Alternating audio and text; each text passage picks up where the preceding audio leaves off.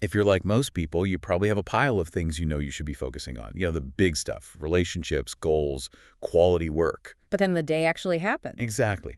And your time just gets eaten up by uh, distraction, anxiety, and just this low-level frustration. So welcome back to the Deep Dive, where we take that dense source material and turn it into the most clarifying conversation you'll have all week. Today we're tackling something that is, I think, profoundly counterintuitive. We're exploring this ancient and really effective tool for solving that exact problem. It is. Confronting the reality of your limited time, of your own mortality. Right. Our deep dive today is custom tailored for you, the learner, because we are pulling from sources that mix some really intense philosophy stoicism, ancient literature like the Epic of Gilgamesh, even Jewish mystical texts. And we're mixing that with modern practical reflections from people like Marina Abramovich and Mother Teresa. So it's not all ancient history. Not at all. And the central idea here, this counterintuitive truth, is that thinking about death is not supposed to be morbid. It's actually the ultimate clarifying lens. It doesn't make us anxious. It makes us deliberate. Our mission, then, is to filter all of this down into actionable insights. We want to identify precisely where we waste our precious finite time. And then find the strategies, both ancient and modern, that help us redirect that energy toward, intentional love and virtue instead of just drifting through. So where do we start? Let's unpack this with what we've called the discipline of impermanence. This wasn't just a thought experiment for the ancients. It was a daily practice. And the foundation of that practice is, it's undeniably blunt. It comes straight from Epictetus. He advised people to keep death and exile before your eyes each day, which sounds like a recipe for constant dread. So how do we make sure this stoic practice leads to action and not just, paralyzing anxiety? It's all about the framing. Epictetus wasn't suggesting you walk around terrified of the end. He was giving you a preventative tool. A tool for what? By keeping that reality front of mind, you instantly see how trivial most of your worries are. The excessive desire, the petty grievances, the base thoughts, they just shrink. So it stops you from getting invested in things that don't matter. Exactly. Because you realize just how high the stakes are for the things that do. And this truth of our fragility, once you really let it sink in, it has this emotional weight that just cuts through all the noise. The sources point us to one of the oldest reflections on this, the Epic of Gilgamesh. And the imagery is it's incredibly stark. It is. Gilgamesh captures that vulnerability perfectly. It says, man is snapped off like a reed in the canebrake. The comely young man, the pretty young woman, all too soon in their prime, death abducts them. Snapped off like a reed. That's powerful. It just strips away any illusion of control. So, okay, once you internalize that your time is that temporary, what's the next step? How does that move us from just accepting it to actually acting on it? Well, it fundamentally changes your tolerance for low standards. When you see your life as this temporary, fragile thing, the cost of just drifting, of wasting your energy and time, it becomes intolerable. Mediocrity is no longer an option. That framing is really helpful, but what does that mediocrity look like today? Is it about, career failure, or is it something more subtle? It's almost always the subtle erosion of time. Mediocrity for us is choosing to spend our only non-renewable resource, our time, on things we don't even value. Just because they're easy. Or distracting. It's the 2 extra hours of scrolling, being busy but achieving nothing, or, putting off that hard conversation with someone you love. It's not about some frantic hustle culture then. It's about being deliberate. As William Arthur Ward put it, the price of excellence is discipline. The cost of mediocrity is disappointment. And the discipline here is just the natural, rational response to realizing you literally don't have time to waste. Which leads right into the need for some pretty radical self-examination. Seneca warned that he who is everywhere is nowhere. And if we don't know where we're going, the modern world will happily scatter our attention to the winds. So the actionable step is forced stillness. You have to pause and ask those big questions. Where am I trying to go? What does that actually look like? Why is it important?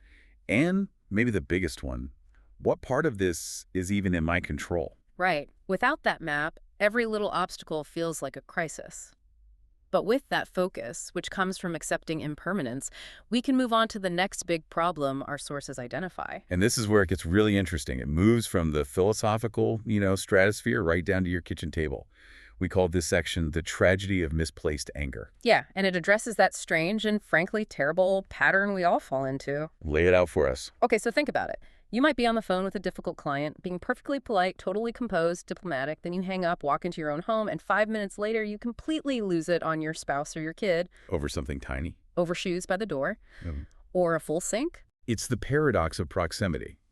We are polite to rude strangers, but we save our absolute worst selves for the people who love us, the people who will tolerate it. They become targets of opportunity, not the actual target of the offense. We yell at these mostly good people who have helped us countless times just because they're there. And we know they're not going to leave us over a misplaced key. Yeah. But the sources are so clear on this that it's not an excuse. It's a profound character failure.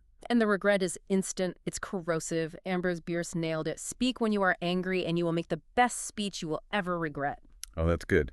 Because those words, once they're out, they just create these scars that last so much longer than the frustration over the shoes. So what's the fix? What's the antidote to this daily tragedy?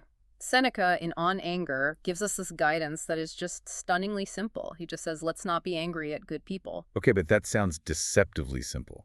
I mean, how do you actually do that in the moment when you're seeing red and the frustration feels so real? It requires a strategic pause. You have to actively interrupt that knee-jerk reaction. You just stop.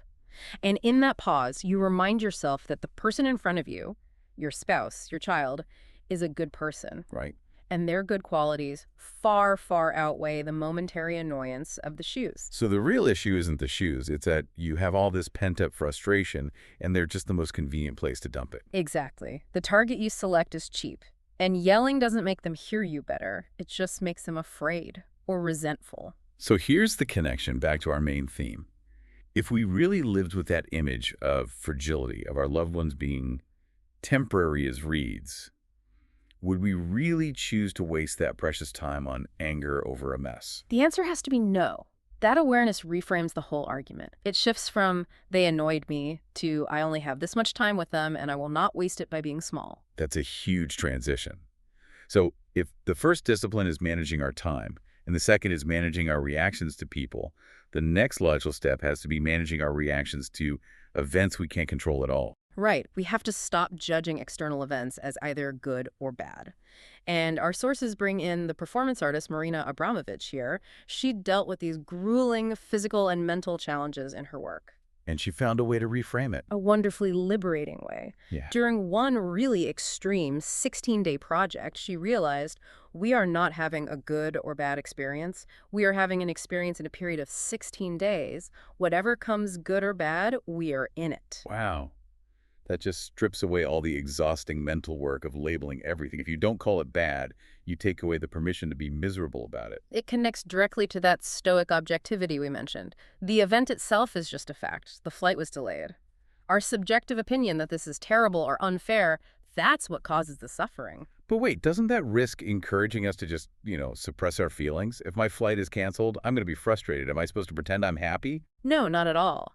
You feel the frustration, but you don't let the label dictate your character or your actions. And history gives us the proof. Think about people who endured truly awful periods.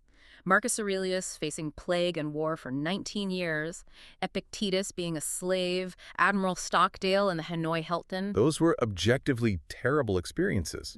But the people who got through them virtuously didn't define themselves by the awfulness. Exactly. Their job wasn't to wait for the situation to become pleasant. Their job was to get through it with honor. And we need to apply that same lens to our, much smaller modern challenges. A night at the airport, a bout of COVID, a crazy busy season at work. Instead of cursing our fate, the shift is to see it as just an experience. It isn't good or bad, it just is. And that redirects all your energy to what you actually control, what you make of the experience. We stop waiting for the storm to pass and ask what we can emerge with. I love how Rebecca Solnit puts it. Inside the word emergency is emerging. From an emergency, new things come forth. Danger and possibility are sisters. That's great. Okay, so let's bring all this high-level philosophy down to the ground. For this last part, how do we live this intentional life every single day in the small moments? For that, we turn to Mother Teresa.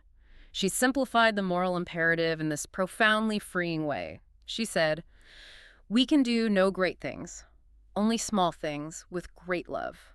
Why is that so liberating? Because it removes the burden of having to achieve some grand, uncontrollable outcome. You don't have to save the world. You just have to handle the cup of coffee in front of you with presence and care. Your task is to apply that great love to the single small act right in front of you. So the goal shifts from I must achieve greatness Yeah. to I must be good right here, right now. Marcus Aurelius had a daily reminder for this, didn't he? The Emerald Standard. Yes, and it's one of the most powerful mental tools in all the sources. Aurelius would remind himself, no matter what, my task is to be good, like gold or emerald or purple repeating to itself. No matter what, my task is to be emerald, my color undiminished. So if you're an emerald and someone throws mud at you, you still have to be an emerald. Your intrinsic color doesn't change. That's the work. To set standards of character and then not compromise them. I will not waste my time on anger. I will be present. I will be good. You mentioned this connects to Jewish mysticism, to the idea of the neshama. For anyone unfamiliar, what's the key takeaway there? The neshama is essentially the soul, the divine spark within. And the mystical texts suggest the path to connecting with it isn't through some big, flashy spiritual achievement. It's through small things. It's through the mundane reality. It's through those daily acts done with true attention and love. Folding the laundry with full presence becomes a spiritual exercise. And that presence requires authenticity. Shakespeare's "To thine own self be true." If you're living by your own standard, you're not pretending, and that authenticity makes real connection possible. Right. Ralph Waldo Emerson listed qualifications for how to take a walk, and they were all about being truly there. And, sometimes we overcomplicate this. Uba Xanthias has this great line, "A dog is better than I am, for she has love and does not judge." If an animal can offer that unconditional presence, surely we can try to offer it to the people we love. Especially over something as silly as misplaced shoes.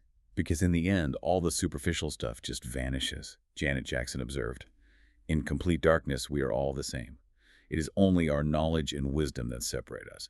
Don't let your eyes deceive you. So we arrive back where we started, listener, with a choice.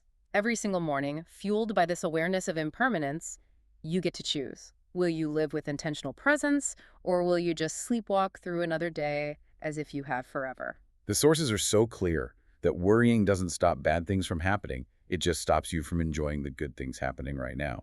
The fact that our plans can be dashed to pieces isn't a reason for anxiety. It's an urgent call to focus on what you actually control. The path is acceptance and intentional action. The greatest comfort is found not in denying our limited time, but in embracing it to fuel the right behaviors. Your task is beautifully simple. Just choose who you will be in this single moment. That's the only thing you truly control. And remember, even the smallest acts matter. Smiling is the most basic kind of piecework. How will you apply that small act of goodness today?